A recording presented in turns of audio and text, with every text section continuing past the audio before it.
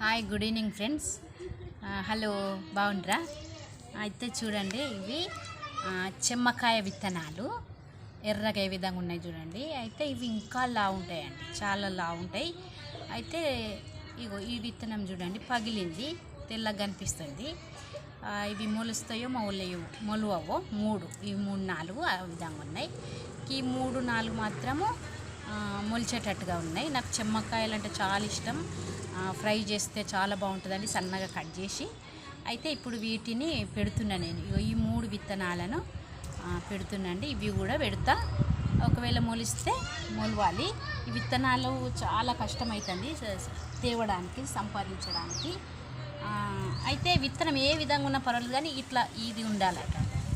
ఇది కన్ను ఈ విధంగా ఉండాలి. చూడండి, ఇగో తెల్లగా కనిపిస్తుంది కదా, ఇది ఉంటే తప్పకుండా మొలుస్తుందంట విత్తనము.